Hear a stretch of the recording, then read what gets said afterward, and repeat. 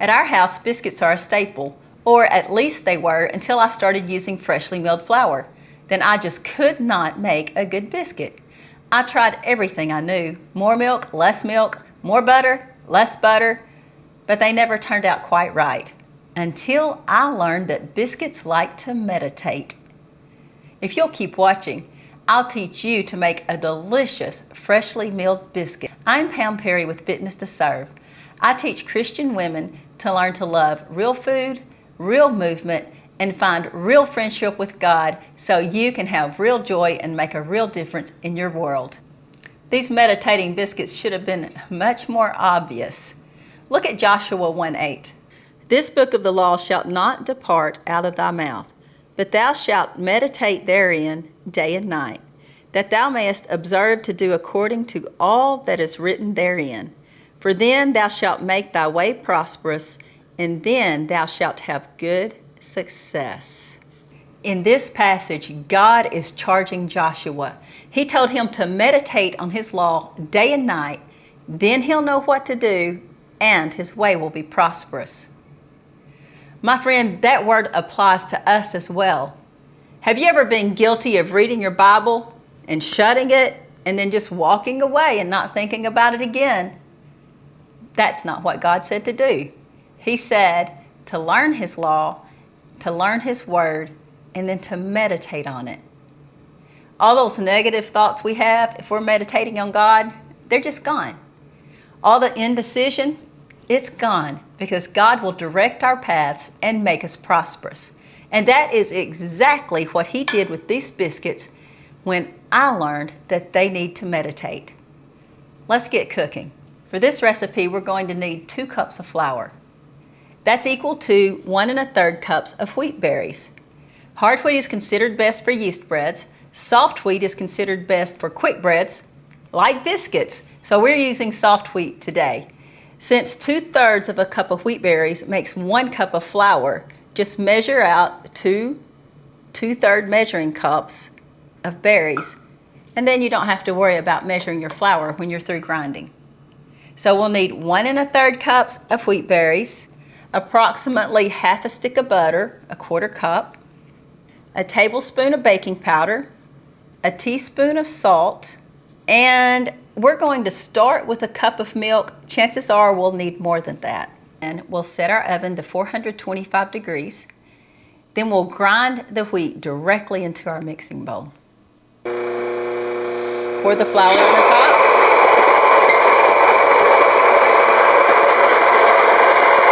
And let it grind.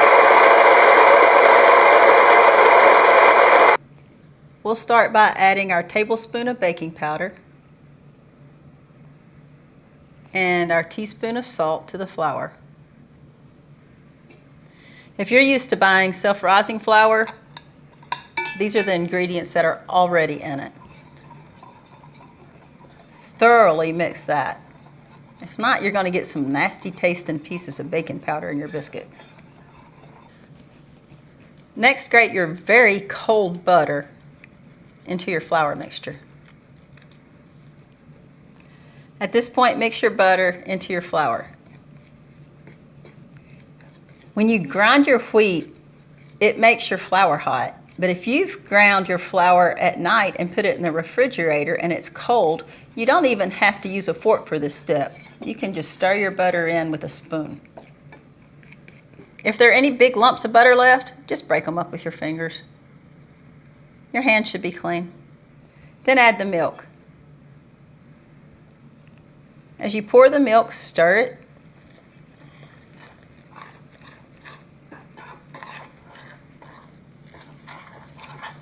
If you're used to making biscuits out of regular flour, you'll think this dough looks way too wet. But it takes a little time for the milk to soak into this flour, and that's what's going to keep your biscuits from being so crumbly and from falling apart. Let's cover our dough and let it meditate. While our biscuits are meditating, I'll explain a little bit more of what I mean about meditating on God's Word. One of my favorite verses is Isaiah 40:31. But they that wait upon the Lord shall renew their strength. They shall mount up with wings as eagles. They shall run and not grow weary. They shall walk and not faint. This is one of my favorite verses because when I'm facing a trial, the Lord helps me remember the things I know about an eagle. That when an eagle sees a storm approaching, he doesn't look at the storm and think about all the bad things that could happen. He doesn't look at the ground and imagine himself crashing. He looks up. He spreads his wings and he rises high above that storm. And in essence, conquers the storm. And in this verse, the Lord is telling me that no matter what trial or what storm comes my way, that I'm not to look at the storm and think about all the bad things that could happen. I'm not to look at the ground and think about how I can crash. But that if I put my eyes on Him and remember that He is able and that He loves me, He will help me rise above that storm and conquer any difficulty that's in my life. Now let's see how meditating has helped our biscuits. I don't know if you can see this, but this dough is so much lighter and so much more airy than it was. It is going to be a little wetter than your regular biscuit dough. I don't know of anyone else who does this, but I have my own way of kneading biscuits. But I simply stir them around 40 times. 2, 3, 4, 39, 40. Now we'll get just a little messy. Put a good amount of oil in your pan. I use avocado oil, it's my favorite. Get your hands nice and greasy. Get you, this much dough. Roll it in your hands, dip it in the grease, and flip it over. We'll do that 7 more times. This recipe is scalable, whichever way you want to go.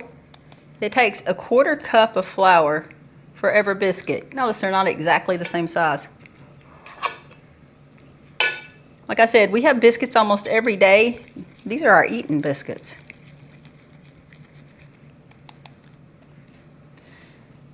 I normally make 4 biscuits. It takes a cup of flour, 2 tablespoons of butter, half a tablespoon of baking powder, half a teaspoon of salt, and about half a cup of milk.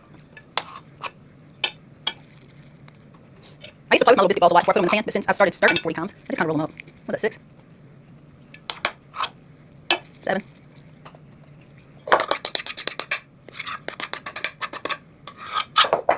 8. Well, they're not nearly as pretty as biscuits that are rolled out and cut, but they sure are easier. Put your iron skillet in the oven. It takes about 20 minutes to bake biscuits. I'll see you in 20. Now that's a delicious looking pan of biscuits. It's time to go eat a biscuit. I love you, and more importantly, God loves you. Have a wonderfully blessed day.